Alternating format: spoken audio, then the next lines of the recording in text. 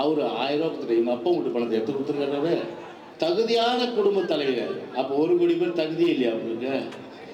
வீட்டில் அவங்க புருஷன் எப்படி போயிட்டு சுண்டல், பஜ்ஜி, வடை, டீ இதை மட்டும் சாப்பிட்றதுக்கு வாழைப்பழத்தை கூட சாப்பிடலாம். ஆனால் பலாப்பழத்தை சாப்பிடக்கூடிய அளவுக்கு இப்போ இன்னைக்கு ஓபிஎஸ் பலாப்பழத்தை உருட்டிட்டு கட்ட பஞ்சாயத்து, கெஞ்சா அப்படின்னு அப்புறம் யார் அப்போ விட்டு போனாங்க. அதுவும் 2 கோடி பேருக்கு கொடுக்க சொல்லிட்டு கிளுகிழுப்பு காட்டி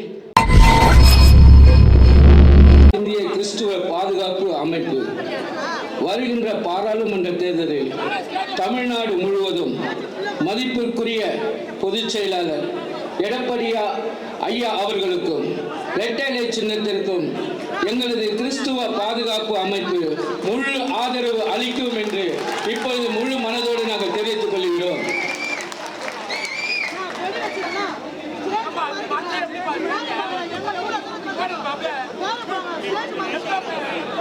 நம்முடைய இதய தெய்வம் பொன்மனச்செம்மல் புரட்சி தலைவர் டாக்டர் எம்ஜிஆர் அவர்களுடைய நல்லாசியுடனும் வாழ்ந்தவர் கோடி மறைந்தவர் கோடி மக்களின் மனதில் நேற்றும் இன்றும் என்றென்றும் வாழ்ந்து கொண்டிருக்கின்ற இதய தெய்வம் புரட்சி தலைவி அம்மா அவருடைய நல்லாசியுடனும் நேற்றைய முதல்வர், இன்றைய எதிர்கட்சி தலைவர், நாளைய முதலமைச்சர், நம்முடைய பாசத்திற்குரிய அருமை அண்ணன் கழகத்தினுடைய பொதுச் செயலாளர் எடப்பாடி அவர்களுடைய ஆசி பெற்றிருக்கின்ற நம்முடைய கழகத்துடைய வெற்றி வேட்பாளர், பாசத்திற்கும் அன்பிற்கும் உரிய அருமை சகோதரர், நாடாளுமன்றத்திலே வட சென்னை மக்களுடைய குரலை டெல்லியிலே எதிரொலிக்க இருக்கின்ற நம்முடைய பாசத்திற்கும் அன்பிற்கும் உரிய கழகத்துடைய வெற்றி வேட்பாளர் அன்பு சகோதரர் ராயபுரம் மனோ அவர்களே, இந்த நிகழ்ச்சியிலே கலந்து கொண்டு சிறப்பித்திருக்கின்ற தோழமை கட்சியை சார்ந்த எப்போதுமே நமக்கு தோள் கொடுக்கின்ற இயக்கங்களை சார்ந்த நம்முடைய அருமை சகோதரர்கள் மற்றும் நம்முடைய தேர்தல் பொறுப்பாளர்கள், மாவட்ட கழகத்துடைய செயலாளர்கள், மாவட்ட கழகத்துடைய நிர்வாகிகள், பகுதி கழகத்துடைய செயலாளர்கள், மாவட்ட கழகத்துடைய அணி செயலாளர்கள், பகுதியினுடைய அணி செயலாளர்கள், வட்டக்கழகத்துடைய செயலாளர்கள், வட்டக்கழக நிர்வாகிகள் மற்றும் கழகத்துடைய செயல் வீரர்கள், வீராங்கனைகள், குறிப்பாக மகளிரை சார்ந்த சகோதரிகள் அத்தனை பேருக்குமே எங்களுடைய முதற்கண் மகிழ்ச்சி கலந்த வணக்கத்தையும் நன்றியும் இந்த நேரத்தில் தெரிவித்துக் கொள்கின்றோம். இந்த பண போதுமா? இந்த பண போதுமா? இந்த பண போதுமா? இப்ப ஸ்டாலினுக்கு தூக்கம் வராது. ஏன்னா இது கொளத்தூர் சட்டமன்ற தொகுதி. எப்போதும் கோட்டையை நினைச்சுக்கின்ற அந்த கோட்டை இன்னைக்கே தகர்த்தெறியப்பட்டது. கொளத்தூர் தொகுதி மட்டுமில்ல, வடசென்னையும் அனைத்து இந்திய அண்ணா திராவிட முன்னேற்ற கழக கோட்டை, மத்திய சென்னையும் அனைத்து இந்திய அண்ணா திராவிட முன்னேற்ற கழக கோட்டை. அவங்க தோழமை தான் ஜெயிப்பாங்க. தென் சென்னையும் நம்முடைய அனைத்து இந்திய அண்ணா திராவிட முன்னேற்ற கழகத்துடைய கோட்டை என்பதை நிரூபிக்கின்ற வகையில் இன்றைக்கு செல்லுகின்ற இடமெல்லாம் அனைத்து இந்திய அண்ணா திராவிட முன்னேற்ற கழக வேட்பாளர்களை பார்க்கும்போது மக்களுக்கு ஒரு பூரிப்பு, ஒரு புன்சிரிப்பு, ஒரு ஆர்வத்தோடு நம்முடைய கழக கூட்டணி சார்ந்த வேட்பாளர்கள் இன்முகத்தோடு வரவேற்கின்றார்கள். ஸ்லம்ல போறாங்க, எல்லா இடங்களுக்கும் ஒரு வரவேற்பு மிகுந்த அந்த ஆர்ப்பரிப்போடு செல்லுகின்ற வேட்பாளர் என்று சொன்னால் நம்முடைய கழக வேட்பாளர்கள் தோழமை கட்சி சார்ந்த வேட்பாளர்கள் தான். ஆனா இன்னைக்கு திமுக வேட்பாளர்கள் மக்களை சந்திக்க முடிகின்றதா? சந்திக்க முடியாது. ஏன்னா கண்டா வர சொல்லுங்க. என்ன சொல்லுங்க? இந்த தொகுதி எம்பி ஓட்டு வாங்கி போனாரு, காலாவதியான கலாநிதி. காலாவதி ஆயிட்டார் அவரு. அந்த காலாவதியான கலாநிதி நன்றி சொல்ல கூட வரல. நன்றி சொல்ல கூட வராத ஒரு எம்பி பாராளுமன்றத்தில் போயிட்டு தமிழ்நாட்டுடைய உரிமைகளை பற்றி பேசினா போயிட்டு சுண்டல், பஜ்ஜி, வடை, டீ இதை மட்டும் சாப்பிட்றதுக்கு மக்களுடைய வரி பணத்தில் ஒரு எம்பி டெல்லிக்கு போகணுமா? போகக்கூடாது. அப்படி 5 வருஷத்தை வீணாக்கிற ஒரு எம்பிகள் திராவிட முன்னேற்ற கழகத்தை சார்ந்த எம்பிகள். மாநில உரிமைகள் அப்படின்னு சொல்லும்போது மாநில உரிமைகளுக்காக திராவிட முன்னேற்ற கழகத்தை சார்ந்தவர்கள் என்றைக்காவது பாராளுமன்றத்தில் குரல் கொடுத்திருக்கின்றார்களா? கிடையாது. ஆனால் அனைத்து இந்திய அண்ணா திராவிட முன்னேற்ற கழகத்தை சார்ந்த நம்முடைய நாடாளுமன்ற உறுப்பினர்கள் நாடாளுமன்றத்தை 28 நாட்கள் முடக்கினார்கள். 28 நாள் இயங்கல.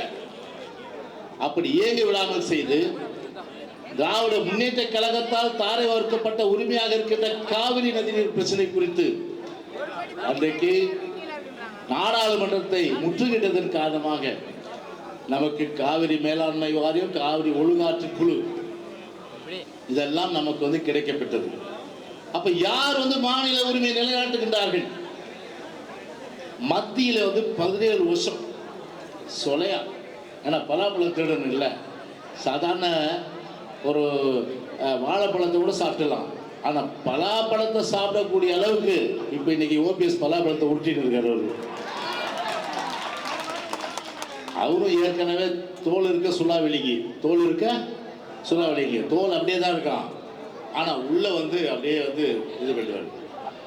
அந்த மாதிரி ஒரு முழுமையான அளவிற்கு இந்த மிகப்பெரிய தமிழ்நாட்டினுடைய உரிமைகளை தாரை வார்த்து மத்திய அரசை தட்டி கேட்காமல் மாநில அரசாக இந்த 3 வருஷம் வைத்துக் கொண்டு ஒரு வேடிக்கை பார்க்கின்ற ஒரு கையாளாகாத ஒரு பொம்மை அரசாங்கம். எந்த அரசாங்கம்? இந்த விடியாத திமுக அரசாங்கம். விலைவாசி உயர்ந்து போச்சு, சட்டம் ஒழுங்கு மோசம். எப்போ பார்த்தாலும் பேப்பரை திருப்புங்க, ஊடகங்களை பாருங்க, கொலை, கொள்ளை, கற்பழிப்பு, ஆள் கடத்தல், கட்ட பஞ்சாயத்து, கெஞ்சா, அபின்னு, அப்புறம் மெத்து, என்னென்னவோ சொல்றாங்க. அதெல்லாம் சர்வசாதாரணமாக இந்தியாவிலேயே நம்பர் 1 புழக்கம் இருக்கின்ற ஒரு மாநிலம் என்று சொன்னால் ஒரு தமிழ்நாடு. இன்னைக்கு இந்த எலெக்ஷன் முடிஞ்ச பிறகு டெல்லியில் நர்காட்டிக் இன்ஃபர்மேஷன் பியூரோ அந்த கஸ்டடியில் சாதிக்கு இருக்காரு. வாயை திறக்க போறாரு. வாயை திறந்த உடனே கம்ப்ளீட்டா கருணாநிதி குடும்பம் உள்ள போகின்ற ஒரு நிலைமை தான் நிச்சயமாக உருவாகும்.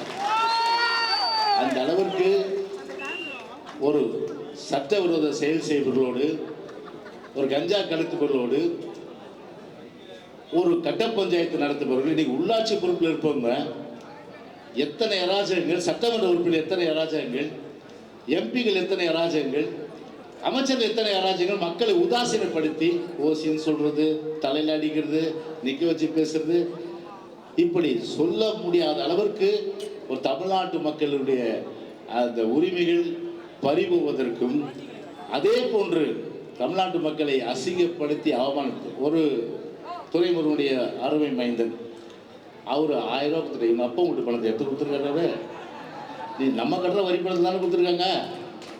யார் அப்பா வீட்டு பணம்? அதுவும் 2 கோடி பேருக்கு கொடுக்க சொல்லிட்டு கிளுகிழுப்பு காட்டி குழந்தைய ஏமாத்துற மாதிரி ஓட்டை வாங்கிட்டு இப்போ பாதி பேருக்கு இல்லை.